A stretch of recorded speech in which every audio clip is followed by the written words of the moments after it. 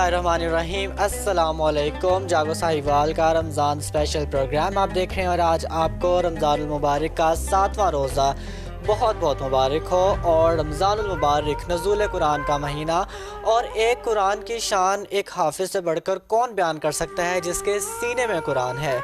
इसी हवाले से आज के प्रोग्राम में हमें ज्वाइन किया है हाफिज़ अकील अहमद काजी ने, जो कि नाबीना होने के साथ साथ ये हाफिज़ कुरान भी हैं और इन्होंने 1.5 साल की कलील मुद्दत में कुरान जो है वो हिफ़्ज़ किया है, जो कि एक बड़ी ख़ास बात है। इस माह मुक़द्दस में तरावियाँ भी पढ़ा रहे हैं। हमारे साथ हाफिज़ अकील अहमद काजी स्टूडियो में मौजूद हैं। अस्सलाम वालेकुम, कैसे हैं आप?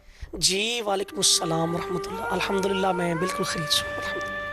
अच्छा हाफिज़ अकील अहमद काजी साहब, रमज़ानुल मुबारक नज़ूल कुरान का महीना है, तो एक कुरान की शान आप कैसे बयान करेंगे जो लारेब है, आखिरी किताब है? जी बिस्मिल्लाहिर्रहमानिर्रहीम। अल्लाह रब्बुल इज़्ज़त ने कुरान मजीद के अंदर इरशाद फरमाया, ज़ालिकल किताबु ला रैब फीह, इस किताब में कोई शक नहीं, हुदल लिल मुत्तकीन, ये मुत्तकी लोगों के लिए हिदायत है।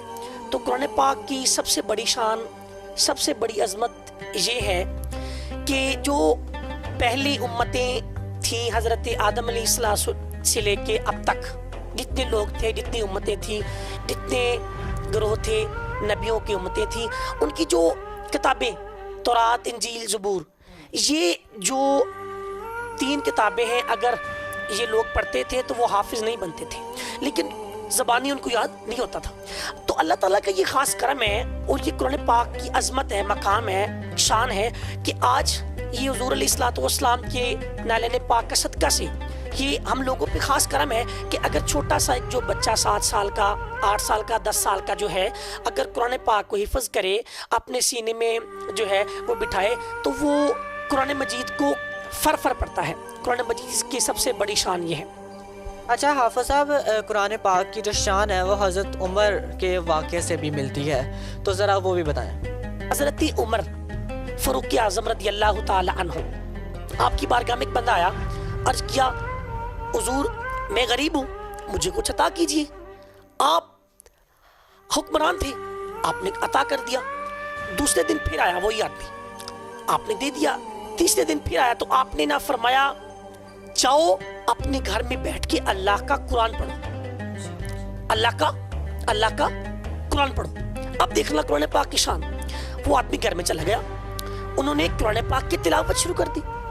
1 दिन गुजरा, 2 दिन गुजरे, हत्ता कि 10 दिन गुजरे, वो आदमी हजरत उमर के दरवाजे पे दोबारा लौट के नहीं आया। हजरत उमर इसी कश्मकश में कि भाई वो आदमी नहीं आया। आप एक दिन बाहर जा रहे थे, वो आदमी हजरत उमर की बारगाह में आया, आपने फरमाया, यार आप मेरी वजह से आपका दिल टूट गया, आप मतलब मेरे तरफ दोबारा नहीं आए, तो ये क्या वजह है? अब उसके जुमले देखिए। उन्होंने अर्ज किया, ऐ हजरत अमीरुल मुमिनीन हजरत उमर पाक, आपने जब से मुझे अल्लाह के कुरान पे लगा दिया है, आपने जब से मुझे कुरान पाक पढ़ने पे लगा दिया है, तो मुझे किसी चीज की अल्लाह ने कमी नहीं दी। एक हदीस पाक है कि सरकार ने फरमाया, हुब्बे नबीयकुम व आले नबीयकुम व तिलावतिल कुरान। ये देखें, ये मेरे इदारे का फैज़ है, मतलब जामिया हनफिया मदीना मस्जिद में मैं अर्ज कर रहा था कि तालीम के साथ साथ तरबियत भी होती है। सरकार ने फरमाया, अपनी औलाद को 3 चीजें सिखाओ। 3 चीजें। पहली, हुब्बे नबीयकुम, अपने नबी की मोहब्बत सिखाएं। अब देखें, कुरान मजीद बंदा पढ़ता हो, ठीक है, शब रोज पढ़ता हो, लेकिन जिस मुस्तफ़ा पे कुरान उतरा है उसका प्यार सीने में ना हो तो कोई फायदा नहीं। मेरी बात को याद रखें, ठीक है।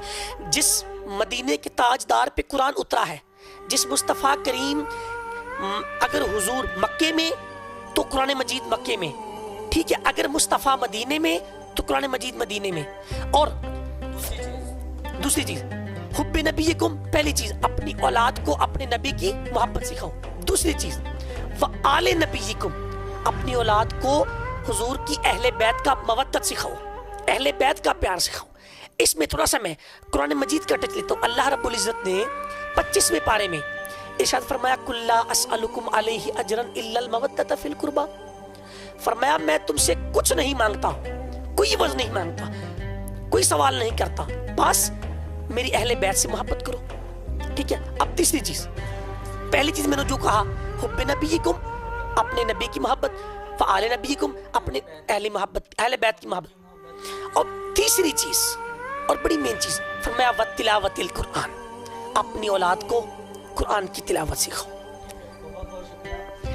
حافظ عقیل احمد قادری, جس کے پروگرام میں ہم بات کر رہے تھے نزول قرآن کا, جو کہ مہینہ ہے رمضان المبارک, اور رمضان المبارک میں قرآن کی شان جو ہے وہ ایک تو ویسے ہی بہت زیادہ بلند ہے, لیکن جو اس رمضان میں قرآن پاک کو پڑھتا ہے تو اس کو بھی بہت زیادہ اجر و ثواب اس کا ملتا ہے. تو اسی لیے آج کے پروگرام میں ہم نے, چونکہ رمضان المبارک جو ہے وہ نزول قرآن کا مہینہ ہے اور قرآن کی شان کے متعلق آج کے پروگرام میں ہم بات کر رہے تھے. حافظ عقیل احمد قادری آج کے پروگرام میں ہمارے ساتھ موجود تھے. بہت شکریہ آپ کا.